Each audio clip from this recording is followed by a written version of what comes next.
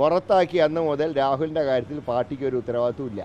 സർക്കാരിന് അതിനനുസരിച്ച് നിലപാടെടുക്കട്ടെ. ഞങ്ങളേതായാലും ഞങ്ങളെ സംബന്ധിച്ച് അദ്ദേഹം പാർട്ടിക്ക് പുറത്താണിപ്പോൾ. ഇനി സസ്പെൻഡ് ചെയ്ത ആൾക്കെതിരെ കൂടുതൽ നടപടികൾ എടുക്കണമെങ്കിൽ തുടർ നടപടികൾ നോക്കിയിട്ട് ആലോചിച്ച് ചെയ്യാം. അതെ, പരാതി കൊടുത്തു, ഗവൺമെൻറ് അന്വേഷിച്ചോട്ടെ. ആരെങ്കിലും പറഞ്ഞോ പരാതി കൊടുക്കണ്ട? പരാതി കൊടുത്ത സ്ഥിതിക്ക് ഇനി അന്വേഷിച്ച് നടപടി എടുക്കട്ടെ. അതിനെക്കുറിച്ച് ഇപ്പോൾ തീരുമാനിക്കേണ്ട, തുടർ നടപടി. കാരണം MLA രാജിവയ്ക്കാത്ത ചിലരൊക്കെ അസംബ്ലിയിലുണ്ട്. അതുകൊണ്ട് MLA രാജിയല്ല, പാർട്ടിയെ സംബന്ധിച്ച് ഈ കാര്യം തീരുമാനിക്കാനുള്ളൂ. ഇപ്പോൾ അദ്ദേഹം സസ്പെൻഷനിലാണ്.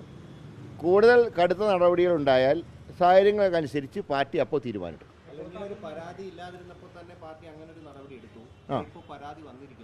അപ്പോൾ അതനുസരിച്ച് തുടർ നടപടികൾ നോക്കി കാര്യങ്ങൾ തീരുമാനിക്കും. തുടർ നടപടി വരട്ടെ. അല്ല, അത് പാർട്ടി ആലോചിച്ചാണ് തീരുമാനിക്കാൻ. അത് ഒറ്റയ്ക്ക് എടുക്കേണ്ട തീരുമാനമല്ല.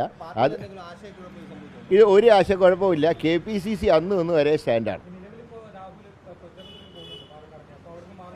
അല്ല, ഇനിയിപ്പോൾ സ്വാഭാവികമായിട്ടും അദ്ദേഹത്തിന് മാറേണ്ടി വരുമല്ലോ. ആരും പറയാണ്ട് തന്നെ മാറേണ്ടി വരുമല്ലോ.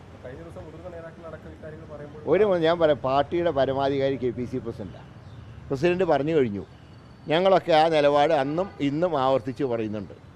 പുറത്താക്കി അന്ന് മുതൽ രാഹുലിൻ്റെ കാര്യത്തിൽ പാർട്ടിക്ക് ഒരു ഉത്തരവാദിത്വമില്ല.